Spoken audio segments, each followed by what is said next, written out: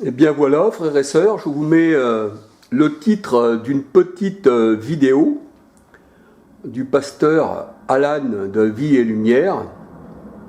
Alors j'ai écouté cette vidéo, bien sûr, il nous parle qu'il y aurait peut-être des femmes dans la congrégation, je veux dire dans l'assemblée de Vie et Lumière. Cela ne m'étonne pas du tout. Les catholiques ont leurs femmes évêques.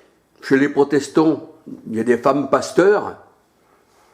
Mais il ne faut pas oublier que ceux qui dirigent, c'est ceux qui donnent la parole, service de la parole. C'était les apôtres. Ils servaient la parole. Et la parole de Dieu, c'est la semence. C'est la semence. Et la semence, c'est l'homme qui la donne à son épouse, comme Christ. Il est l'époux et il donnait sa semence, à son épouse. C'est-à-dire la parole. C'est pas le contraire. Voyez-vous? Donc, dans la parole de Dieu, c'est vrai qu'il n'y a plus grec, ni juif, ni homme, ni femme. Le Seigneur nous regarde comme des esprits, tout à fait d'accord, ça c'est certain.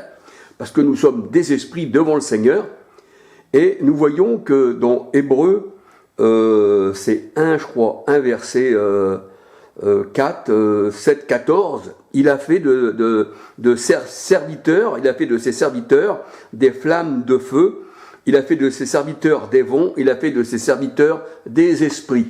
Alléluia, excusez-moi, j'ai bougé un peu. Alors, c'est vrai qu'en Jésus-Christ, il n'y a plus ni homme, ni femme, ni grec, ni juif. C'est vrai qu'il y a des prophétesses. Et quand le Seigneur Jésus-Christ passait dans les villes, dans les villages, la parole de Dieu, elle dit, il prêchait et il enseignait. Alors il y a une différence entre enseigner, qui est la parole, c'est l'enseignement, et prêcher. Prêcher, ça veut dire annoncer la bonne nouvelle. La femme, elle peut annoncer la bonne nouvelle, parce que c'est aussi une servante du Seigneur. C'est ce qui est écrit dans Acte 2, verset 2 à 21, quand le Seigneur il dit « Je répondrai de mon esprit sur mes serviteurs et mes servantes ». Tout à fait d'accord, ça il n'y a pas de problème. Que si la femme, elle annonce le Seigneur, c'est-à-dire le prêche, on peut dire aussi annoncer, au lieu de dire prêcher, on pourrait dire aussi annoncer, c'est tout à fait logique que la femme aussi, elle a un témoignage et elle peut aussi dire ce que son Seigneur a fait dans son cœur. Mais tout à fait logique. Et maintenant, des femmes qui prennent la femme, la femme qui remplace l'homme et puis qui donnerait la semence, parce que c'est la parole, un semeur sorti pour semer, qui dit le Seigneur dans Matthieu 13. Et on voit que le semeur, c'est le Seigneur qui donne sa semence à son épouse, qui est l'Église. Mais c'est pas le contraire. Alléluia. La femme, c'est l'image de celle qui doit obéir à son mari, comme Sarah qui appelait Abraham son Seigneur. Voilà. Je ne viens pas pour une critique, mais je viens juste pour vous faire partager cette vidéo, sans pour autant sauter sur l'occasion pour, je vais dire par là, mépriser. Non. Parce que on doit dire les choses telles que le Seigneur nous met à cœur de dire. Alléluia. Vous, j'aurais pu vous faire entendre cette vidéo, mais vous pouvez la regarder, si elle n'est pas enlevée par la suite, bien sûr.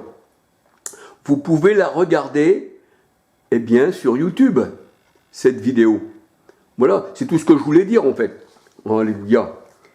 Eh bien, que le Seigneur vous bénisse, ceux qui regardent cette vidéo. Alléluia. Et nous voyons que dans la parole de Dieu, tous les dirigeants, c'était les chefs, même dans l'Ancienne Alliance. On allait trouver soit le chef de la tribu de Lévi, soit le chef de telle tribu, alléluia, mais c'était toujours des hommes qui, étaient à la tête du troupeau. Et le Seigneur, il est le bon berger. Dans la parole de Dieu, on ne connaît pas de bergère. C'est ça, en fait. On ne connaît pas de bergère. Je suis le bon berger. Et on voit que le Seigneur, nous dit que nous sommes, nous aussi, Alléluia. Nous, les hommes, je ne veux pas faire une supériorité de l'homme sur la femme. Non, parce que devant le Seigneur, on est égaux. Alléluia. Parce que le Seigneur même dit, eh bien, prenez soin de votre épouse. Hein, on ne peut pas haïr notre propre chair. Et on voit que Sarah aussi, elle appelait Abraham son Seigneur. Et partout dans l'Ancien Testament, nous voyons que c'était les hommes qui étaient à la tête du troupeau. Et c'était les hommes, les prophètes, eh bien, qui enseignaient le peuple. C'est vrai aussi qu'il y avait des prophétesses, ça j'en dis combien pas. Mais le Seigneur avait choisi 12 apôtres. Et c'est eux qui, les apôtres, eh bien, instituaient des églises, hein, que les anciens qui enseignent bien, la parole de Dieu le dit, le Seigneur il ne parle pas d'anciennes, eh bien, prennent soin du troupeau. Voilà, je ne veux pas en dire plus. Voilà. Mais sachez que je ne suis pas contre les personnes, aucune personne. Je viens simplement parler du Seigneur. Et je mets les choses là où elles doivent être mises. Ah, c'est sûr, ça ne fait pas plaisir. Comme là, s'ils ont dans leur cœur de mettre des femmes, pasteurs, chefs des troupeaux, eh bien, c'est contre Dieu, bien sûr. Mais là, il y aurait de la critique. Et ceci a été médité d'avance, je pense, afin de préparer le terrain. Alors, on prend ça à la rigolade, hein, excusez-moi, là ça a bougé un peu, on prend ça à la rigolade, mais en fait, ça avait déjà été dans les hémicycles, hein, on va dire, à l'Assemblée, hein, du ministre de l'Intérieur, parce qu'il faut suivre le mouvement, comme les catholiques, hein, des femmes évêques, et déjà chez les protestants, il y avait aussi des femmes pasteurs, hein, qui donnaient la semence, bien à l'épouse, hein, c'est tout le contraire de la parole de Dieu. Dans la parole de Dieu, il y a une logique spirituelle à comprendre. Alléluia. Eh bien voilà, que le Seigneur vous bénisse et puis que le Seigneur vous garde. Alléluia. Gloire au Seigneur. Et puis que tous ceux qui sont destinés à la vie éternelle, qui appartiennent au Seigneur, alléluia, bien, peuvent sortir de ces religions et c'est là qu'ils trouvent la vie éternelle. Alléluia. Un peu comme le Seigneur a sorti Saul de Tarse de parmi la secte pharisienne. Et c'est là qu'il a retrouvé la vue, et c'est là que, eh bien, le Seigneur dit, je l'ai choisi comme un instrument. C'est le Seigneur qui l'a fait sortir. Alléluia. Parce qu'il était contre le Seigneur. Alléluia. Alors sortez de tout ce gourbier, de tout ce qui n'est pas la gloire de Dieu, afin d'avoir la vie, qui dit le Seigneur. Ne restez pas dans la boue. Parce que Paul disait, quand il était chez le pharisien, que quand il appartenait au Christ, quand il avait reçu cette révélation, hein, quand celui qui m'a révélé en moi son Fils, Galates 1, verset 1, 15, 16, eh bien, il disait, j'ai pas résisté à la vocation céleste.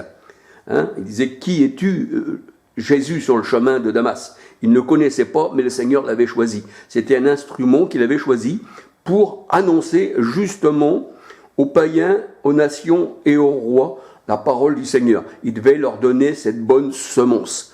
Alléluia. Et Paul disait que, eh bien, il avait des enfants spirituels. Pourquoi? Parce qu'il avait donné la semence.